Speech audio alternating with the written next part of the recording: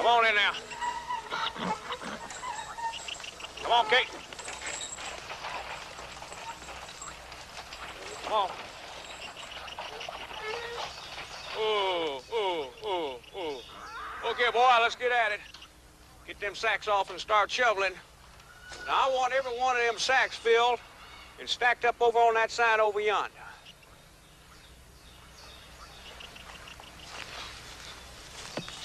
Mr. Hoss, mighty bad out there now. Are you back talking to me, boy? No, sir.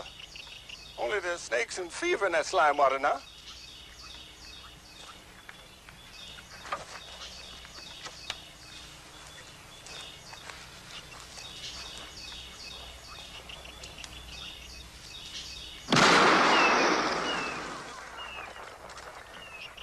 There. You see any snakes floating? Maybe you just more yellow than you are black. Get on out there.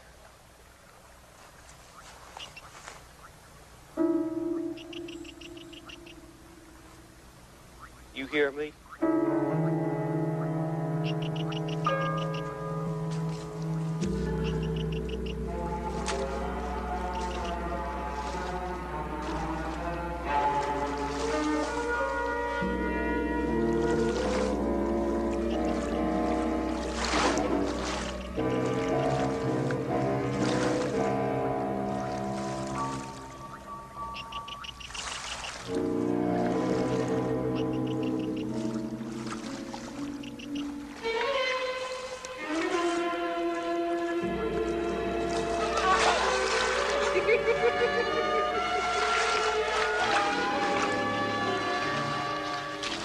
That's far enough.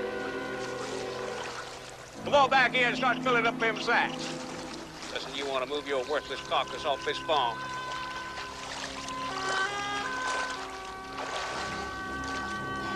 Maybe that big chief friend of yours, Will Henry Lee, maybe he'll give you a job as a policeman.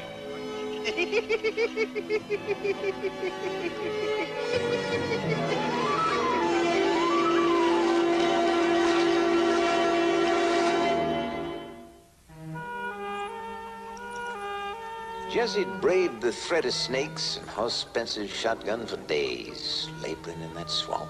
But the predator that laid Jesse low was a simple mosquito. Malaria turned the world into a swimming hallucination for Jesse. For more than a month, he shook with chills when he wasn't drenched in his own sweat. He couldn't work, so Hoss Spence ordered them off the farm. Is Mr. Hoss still here? No, Jesse. Mr. Will Henry, Miss Carey come to see you. Tell Mr. Hoss I'll be up there tomorrow. What's the day? Lie still now, lie still. Try to sleep some. Doctor said he wants you to sleep.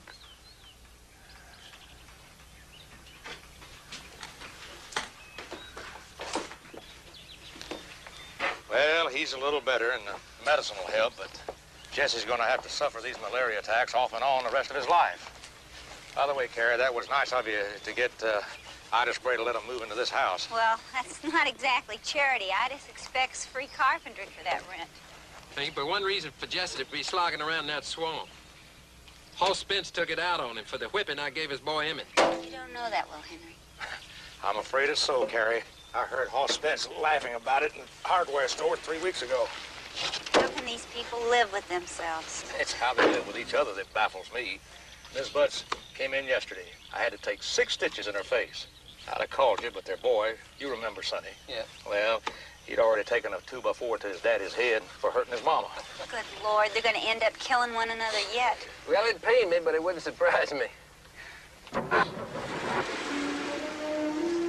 I tried never to be blind to hardship.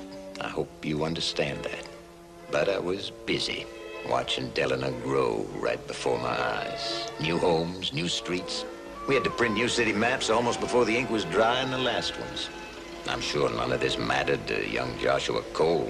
With his daddy sick, he was begging for odd jobs to earn a quarter here and there. Now and then he'd get a cleanup job at Rowden's grocery. When you put a half-starved boy next to a lot of groceries, you surely know what's bound to happen.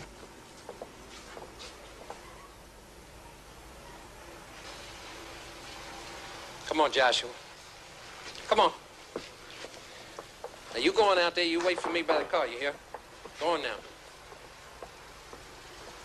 Now, look here, Will Henry. Now, I know his folks are on hard times, but you can't just let him go.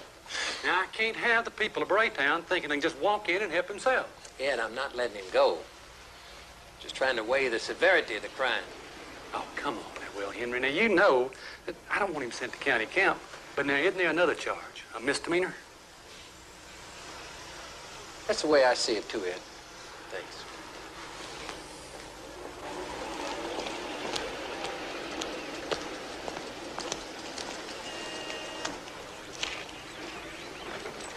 Mr. Rowden says he's willing to call it petty theft, Joshua. What does that mean, Mr. Will Henry?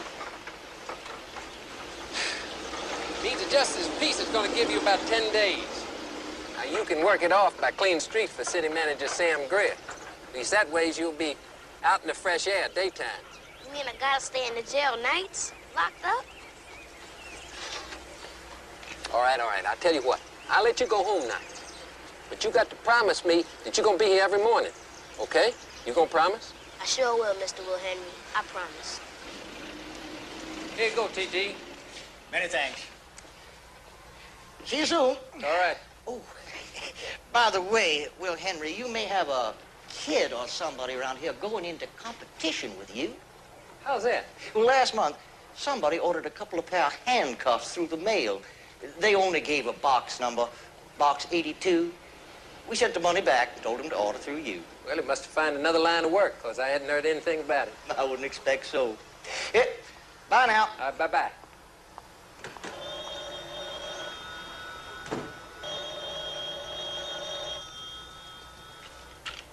Chief Lee here. Morning, Will Henry. Skeeter Willis here. Say, I got a call from the sheriff of Fuller County last night. A runaway boy from up there, a friend of his son's. He took a whipping last Sunday and run away from home. You know, kids. Yeah, which way's he headed, Skeeter? Well, they think Florida, but who knows? He'd probably been hitchhiking down 41, probably, your way. You got a description on him? Yeah, a blonde kid, about 5'7" or 8, light complected, a good-looking kid. Yeah, well, he's probably long gone now, but if you spot him, I'd appreciate you give me a call. Yeah, I'll do that, Skeeter. Thank you.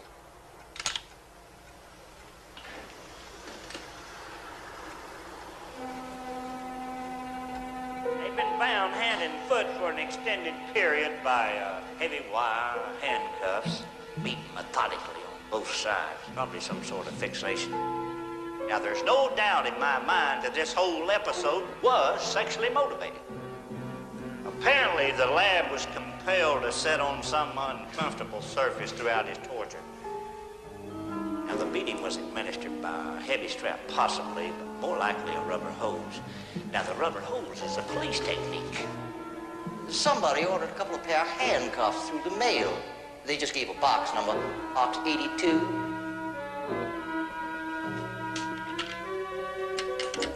Hello, operator. Miss Bessie, could you get me George over at the post office? Yes, sir, Mr. Will. Hello. George, it's Chief Lee here. I know you sorting mail this time of the morning. I wonder if you'd do me a favor. Sure. Could you tell me who's got box 82? Sure, I have it right here. That'd be Foxy Funderburg. Thank you, George.